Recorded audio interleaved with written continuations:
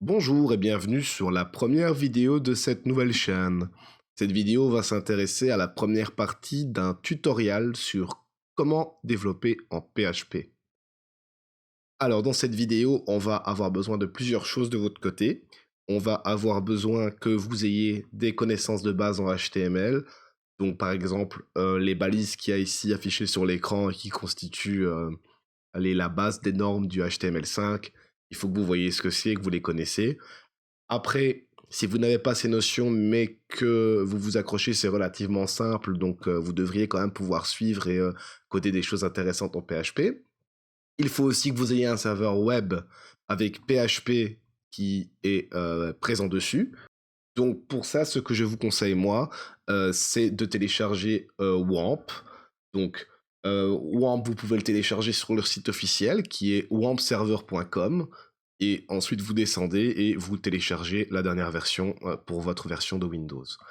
Alors, bien sûr, ici, je considère que vous tournez sous Windows. Si vous tournez sous Linux ou autre chose, vous serez suffisamment malin pour le trouver vous-même. Le serveur web qui vous est adapté. Donc, vous avez aussi besoin de quoi d'autre une fois que vous avez WAMP installé et que vous avez vos connaissances HTML, vous avez besoin d'un éditeur de code. Donc ici, j'utilise VS Codium. C'est le pendant libre de VS Code. En fait, VS Code est libre, mais les binaires qu'ils fournissent contiennent un outil de télémétrie. Donc on va dire virtuellement, VS Codium, c'est VS Code, donc Visual Studio Code. C'est gratuit. Utilisez-le, il est très bien. Mais tout ce qu'on va faire ici, vous pouvez le faire avec le bloc-notes Windows ou avec Notepad++ ou un petit éditeur comme ça. Donc une fois qu'on a ça, ça veut dire qu'on est prêt pour suivre le reste du tutoriel. Dans ce tutoriel, ce qu'on va faire dans cette première partie, c'est créer un formulaire, voir un peu comment PHP fonctionne, et que ce formulaire puisse renvoyer au serveur des informations qu'on aura encodées dedans. Et dans un premier temps, on va demander au serveur de nous les afficher. Plus tard, dans les autres parties, on demandera au serveur de stocker les données qu'on lui donne dans sa base de données et de nous les ressortir le moment venu. Alors, donc ici en arrière-plan, on a les bases d'un document HTML et on va ajouter du PHP. Donc comme vous le voyez, vous avez créé un projet dans votre dossier www. Donc chez moi, c'est là où se trouve l'installation WAMP. Donc C2.web, WAMP64, www. Ça sera peut-être autre part chez vous, ça dépend où vous avez installé le programme. Et dans ce dossier www, vous créez un dossier qui porte le nom de votre projet. Ici, chez moi, je l'ai appelé dans ton code 1. Hein. Et dans ce dossier, vous créez un nouveau fichier, type bloc-notes, fichier texte, et vous le renommez index.php. Pourquoi .php? C'est du PHP, envoyé en PHP. Le serveur web sait qu'il a affaire à du langage PHP. Vous pouvez recopier ce code dans votre fichier index.php. Et bon, à l'heure actuelle, ce que ça va donner, c'est qu'on se retrouve avec ceci quand on tape l'URL localhost / le nom du projet dans ton code 001, une page blanche, mais qui a déjà le titre approprié. Voilà, on a une belle page vide. Donc maintenant, toujours en HTML, si je tape h1 bonjour, je me retrouve sur ma page avec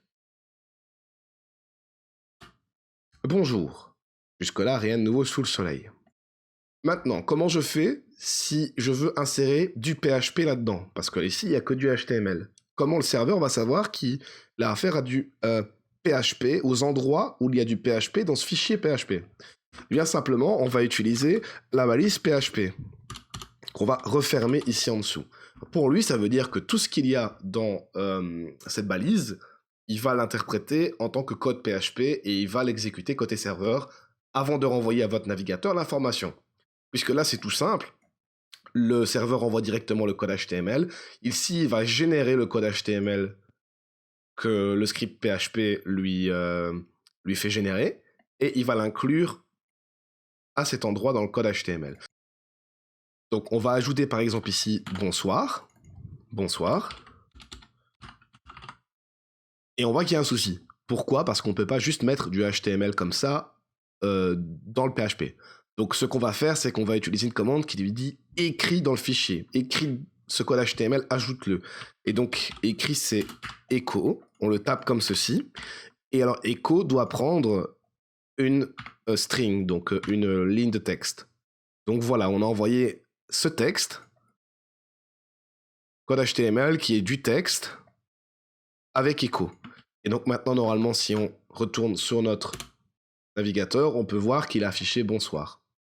Bon, voilà, jusque-là, c'est pas bien utile parce qu'on s'amuse à afficher du texte statique avec PHP. Donc, à part rajouter une surcouche inutile, c'est pas vraiment utile. Maintenant, on va prendre un exemple dans lequel ça va être important.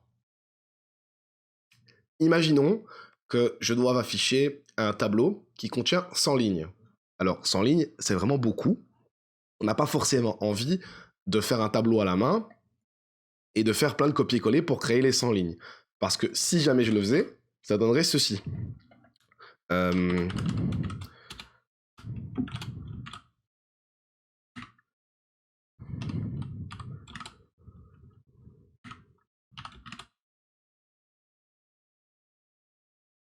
Voilà, alors imaginons qu'il y a 2 cellules au tableau, ça ferait...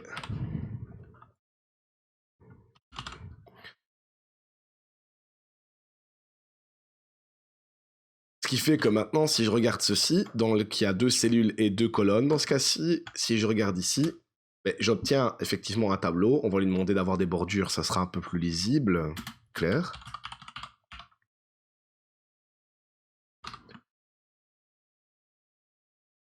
Voilà les bordures.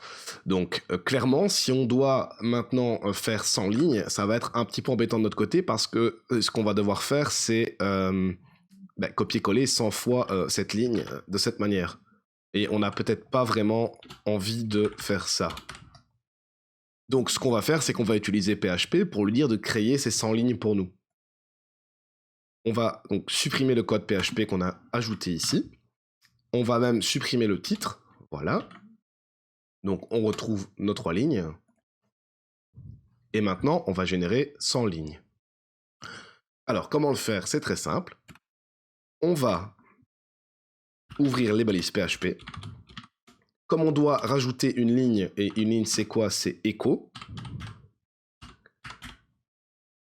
Donc on va commencer par créer une seule ligne au tableau. Et après, on fera une boucle pour la répéter autant de fois qu'on veut. Donc, une ligne au tableau, comment on fait? On l'a vu avec bonsoir. C'est une string, donc on ajoute ceci. On copie-colle une de nos lignes dedans pour se faciliter la vie. On supprime les lignes suivantes. On retourne sur notre page. On a bien la ligne. Ensuite, comment faire une boucle? C'est très simple. Vous allez devoir faire une boucle for, comme ceci.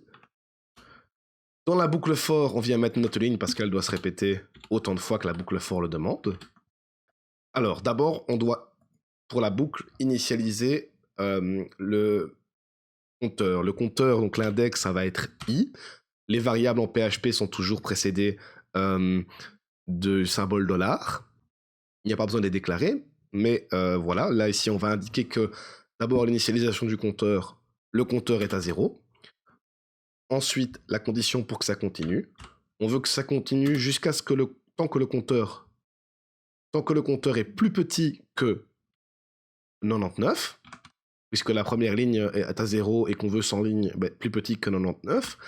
Et qu'est-ce qui se passe à chaque fois que le compteur a fait un tour? Eh bien, on veut qu'il incrémente i de 1. Ici, normalement, on devrait avoir maintenant 100 lignes.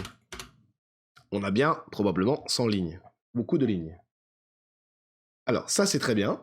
Mais on aimerait bien que les lignes soient changeantes. Parce que là, on a juste écrit à chaque fois la même string, la même ligne. On a juste répété 100 fois.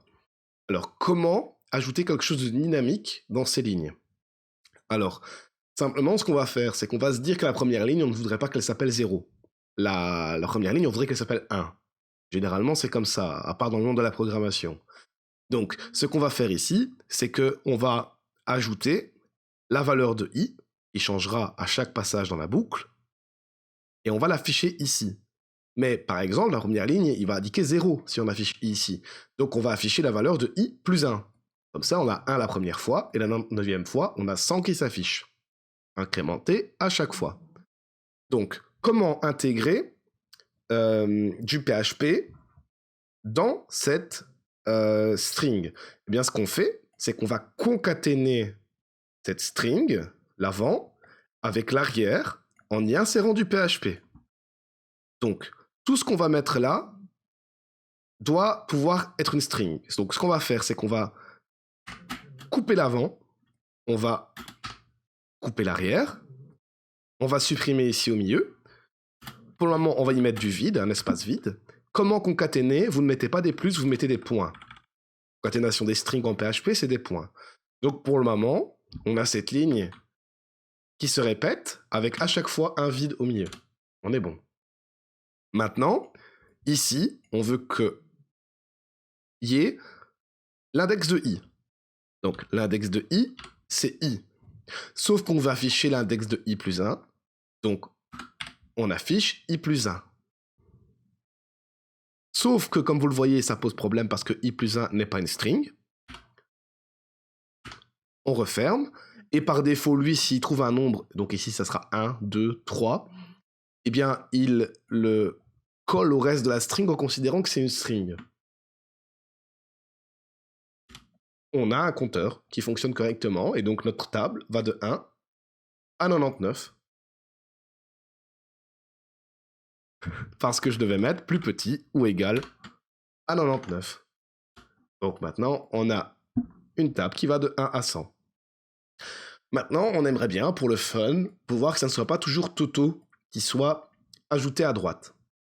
Alors, mon idée là, c'est qu'on teste un peu ensemble les arrêts.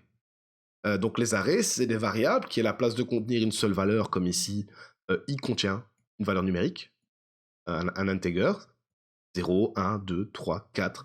Il y a aussi des doubles qui sont des valeurs numériques mais avec une virgule, donc 1,640 par exemple. On a vu les strings, qui sont donc juste des caractères en bout à bout qui forment aussi une arrêt. Et les caractères, c'est par exemple juste cet élément, c'est un caractère. En fait, si vous voulez, les strings, vous pouvez voir ça comme un tableau de caractères, puisque c'est à chaque fois, on le verra plus tard, mais c'est à chaque fois un caractère, suivi dans le tableau d'un deuxième caractère, suivi d'un tableau d'un troisième caractère. Donc c'est déjà une arrêt, si vous voulez. Là, on va créer une arrêt nous-mêmes, parce que l'idée pour moi, c'est qu'on va mettre comme nom des valeurs aléatoires, mais on veut pas que ce soit toujours Toto. Donc on va mettre Toto, Titi, Tata, ce genre de choses. On va mettre tout ça dans un tableau, et à chaque fois qu'il écrira une ligne, eh bien, il va choisir au hasard ce qu'il va afficher comme information. Comme ça, quand on va regarder la page, on aura vraiment une impression de tableau qui est crédible, on va dire. Donc qui répète pas juste en permanence Toto. Donc maintenant, pour créer une arrêt en PHP, comment on fait? Eh bien, on crée d'abord le nom de la variable. Alors, on va dire que cette variable s'appelle, par exemple, les noms. Voilà, comme ici, par exemple, Toto, c'est un nom, mais qu'il y a plusieurs noms, on va lui mettre un S, comme ça, on sait que c'est plusieurs noms, une arrêt de plusieurs noms. On indique arrêt, voilà. Donc là, c'est une arrêt vide. Elle est vide. Très bien. Donc maintenant, on va y ajouter des noms. Alors, comment faire? Eh bien, simplement, vous allez ajouter, par exemple, Toto, à chaque fois avec une virgule. Toto, Tata, Titi, Tutu. Hein? Parfait. Donc maintenant, si à la place de Toto, je veux qu'il affiche Tata, de nouveau, je dois couper cette string. Je dois concaténer avec la valeur que je vais mettre au milieu qui vaut Tata dans ce cas-ci. Et en fait, chaque élément de cet arrêt, de ce tableau, a obtenu un index. Et donc ça s'est fait automatiquement dans l'ordre. Toto à l'index 0, Tata à l'index 1, Titi à l'index 2 et Tutu à l'index 3. Donc je dois en fait appeler nom, qui est un tableau, et appeler précisément l'élément qui a l'index, comme je veux Tata, l'index 1. Donc pour appeler un index d'un tableau, on fait comme ceci, et on indique ici l'index en question, 1. Donc maintenant, logiquement, on devrait avoir Tata. On a bien Tata. Or là, on n'a toujours que Tata tout le temps. Donc ce qu'on va devoir faire, si vous voulez, à cet endroit-là, on aura dû générer à chaque fois que la boucle commence un nombre aléatoire compris entre 0 et 4. On est d'accord? Et ce nombre-là, on ira chercher la valeur qui se trouve à son index dans nom. Donc on remplacera simplement 1, on le remplacera par le nombre qu'on a généré automatiquement, qui se trouve entre 0 et 3 dans ce cas-ci. Alors, comment est-ce qu'on fait ça? C'est très simple. Ce qu'on va faire, c'est simplement créer donc cette valeur aléatoire. Ce nombre aléatoire, on va l'appeler par exemple round, comme random, qui veut dire aléatoire en anglais. On va utiliser la fonction round de PHP qui permet de créer un nombre aléatoire qui prend 2 arguments. Le premier, c'est la valeur la plus petite qui peut retourner. Dans ce cas-ci, c'est l'index de Toto, qui est 0. Et en deuxième argument, il prend la valeur maximum qui peut retourner. Dans ce cas-ci, c'est les 3 parce que c'est l'index de Tutu. Donc, on ajoute 3. Là, il crée le random. Il suffit maintenant de prendre cette valeur. Et autant ici, on a indiqué directement l'index, autant on peut mettre une variable qui contient l'index qui maintenant est round. Et donc, à chaque ligne, il aura généré cet index aléatoire à aller chercher dans l'arrêt nom. Et il prendra une valeur au hasard. On teste.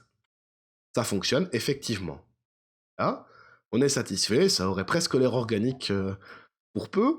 Donc, ce qu'on va faire maintenant, c'est qu'on va se dire, ben voilà, moi je veux que mon code s'adapte facilement. Donc là, je suis très content de ce que j'ai fait, mais moi, de jour en jour, les noms peuvent changer.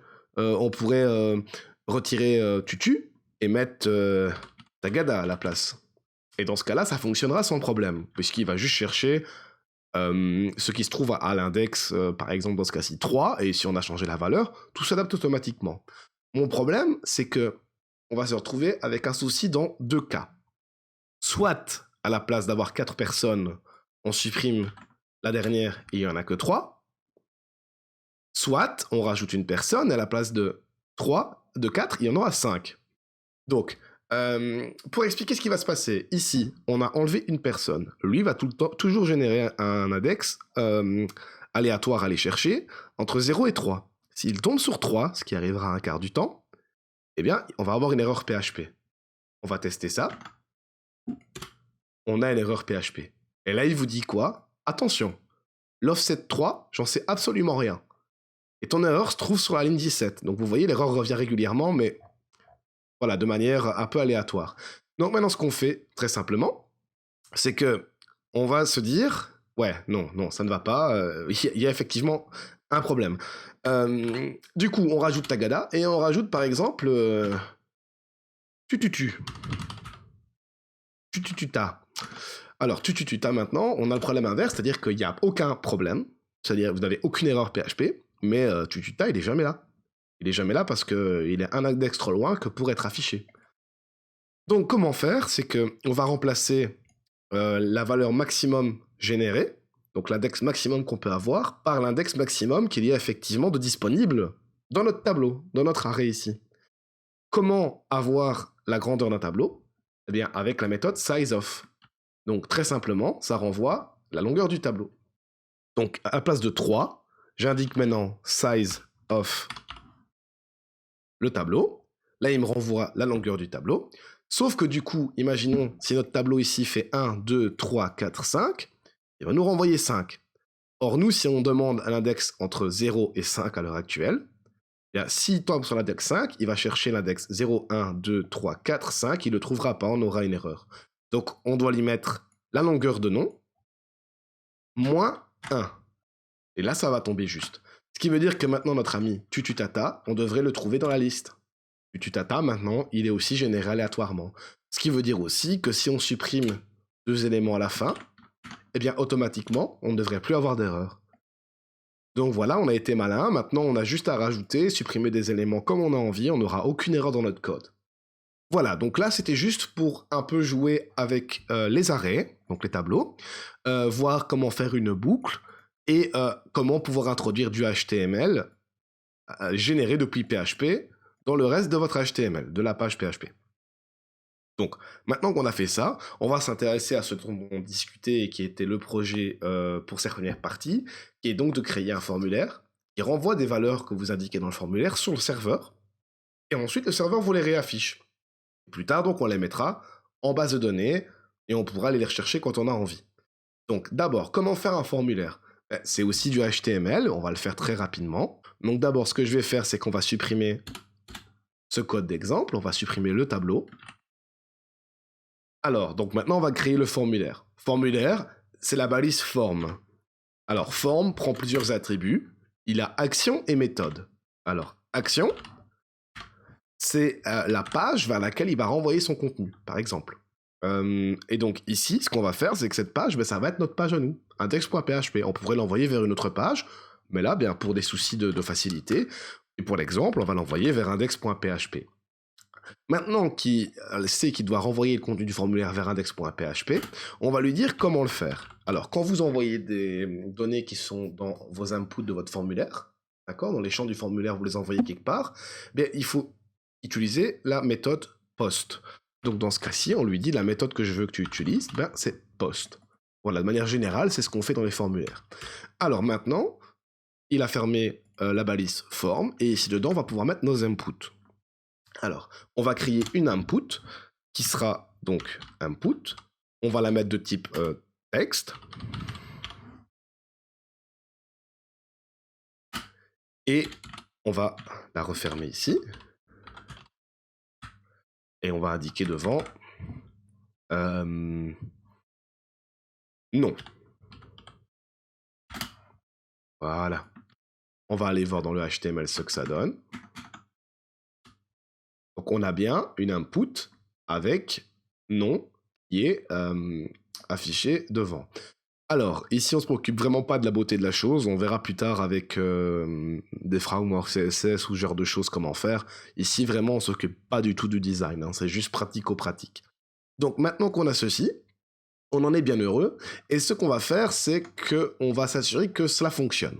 Alors, nous devons créer un bouton qui va indiquer qu'on veut envoyer le formulaire quand on clique dessus. Parce que pour le moment, notre formulaire, on ne sait pas l'envoyer, malheureusement. Donc, ce bouton, c'est aussi un input de type submit.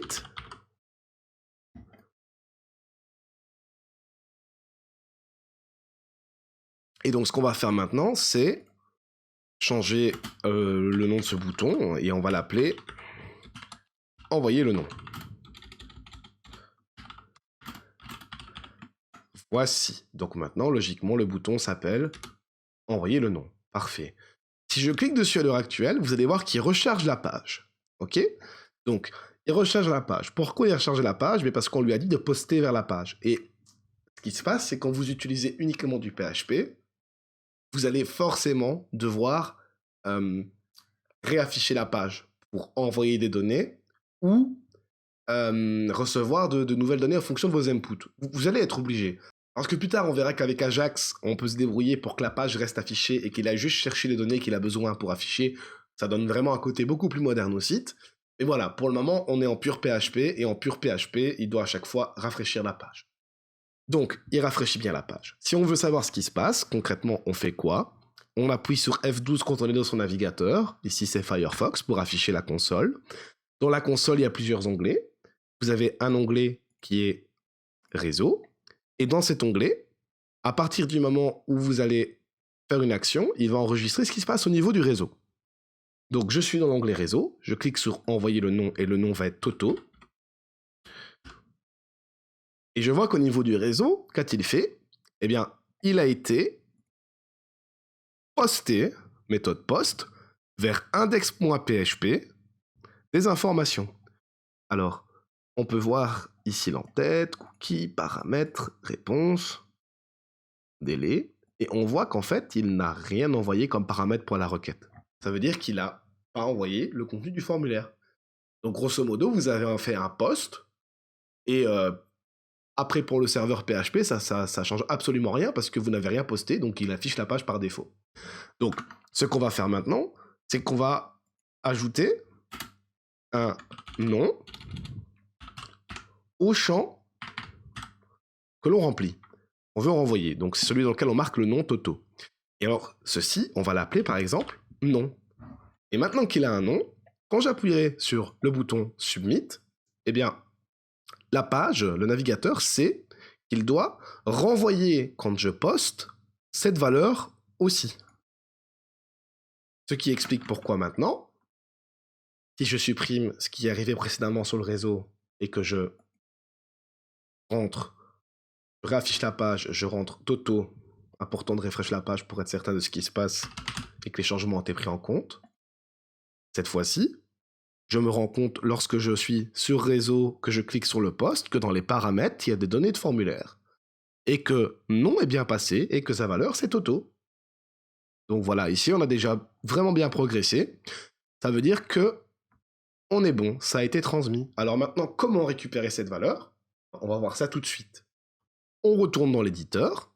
Et alors, pour récupérer une valeur, ça dépend de comment le serveur a été contacté pour diffuser la page.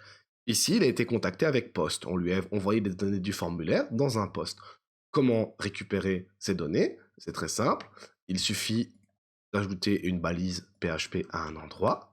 Donc, par exemple, on va le faire ici en dessous du formulaire. Hop, hop. Alors, données PHP à un endroit, voilà. Hop. Et donc, qu'est-ce qu'on va faire? Où se trouvent les informations dans le post? Et il se trouve dans une variable assez spéciale qu'on appelle comme ceci, et qui s'appelle post. Et à l'intérieur de cette variable sont toutes les valeurs qui ont été postées. Alors, c'est une array, exactement comme on a vu avec le tableau qu'on a fait précédemment. D'accord? Et du coup, dans ce tableau qu'on avait créé, on devait appeler chaque élément en fonction de son index. 0, 1, 2, 3, 4, pour récupérer l'élément placé dans le tableau à cet endroit. Mais il faut savoir qu'on peut aussi donner une clé comme index. Et donc, on peut très bien dire que, en fait, quand je crée mon array, eh bien, dans mon tableau, l'index à la place d'être 4, eh bien, pour mon élément, cet index sera nom, et sa valeur sera Toto, et prénom, ça sera Jean-Claude.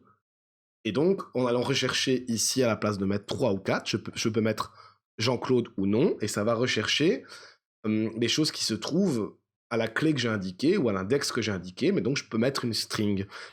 Donc dans ce cas-là, il s'agit d'une array, mais il faut y accéder avec la clé en question. Donc ici, il se trouve à la clé qui est non, en fait. Donc vous avez vu tantôt dans la console de développement, on a pu voir qu'il envoyait non Toto, qui était la valeur de l'input. Et donc, elle se trouve dans les données postées avec comme clé non. Donc ceci nous permet de récupérer la valeur non qu'on a postée.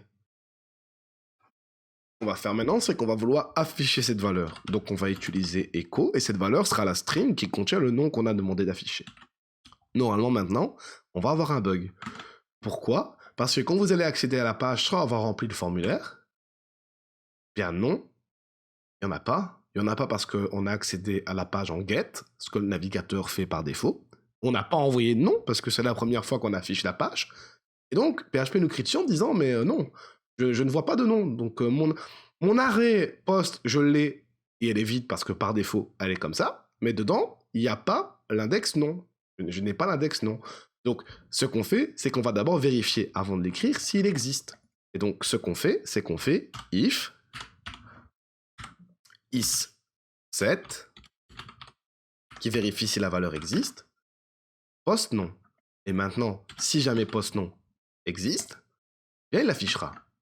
Ce qui veut dire que maintenant, déjà bon début, quand j'affiche la page sans avoir rien posté dessus par défaut en faisant un get, il n'y a pas d'erreur. Alors, maintenant, si j'écris donc le fameux Toto et que je l'envoie, ce qui se passe, c'est qu'il a vu que maintenant, il y a eu un post, donc la page index, quand elle a été appelée avec un post. Donc le serveur reçoit ce qui a été envoyé ici dans les paramètres au niveau du formulaire qu'on a indiqué, non Toto. Donc la clé non existe, donc il l'affiche. Ça voudrait dire que si maintenant on décide de mettre autre chose, c'est fonctionnel. Donc on a réussi à envoyer les informations d'un formulaire sur le serveur. On va rajouter d'autres champs pour bien montrer qu'on peut passer plusieurs éléments.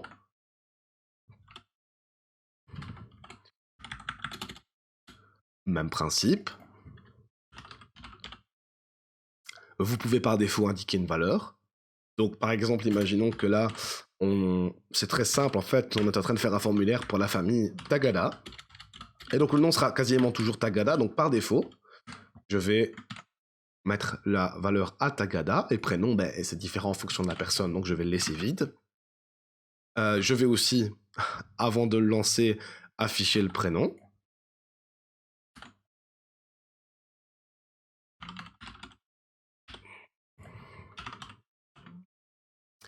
Est-ce que cela fonctionne? Non, Tagada, par défaut, on va pas le changer. Et prénom Tutu. Tagada Tutu. On aimerait bien que ça se mette à la ligne, donc on peut... Il a juste écrit ceci dans le code HTML, écrit ceci dans le code HTML. Donc très simplement, entre les deux, je peux décider, par exemple, soit pour passer à la ligne d'écrire un BR, qui est une string, donc je le fais comme ceci.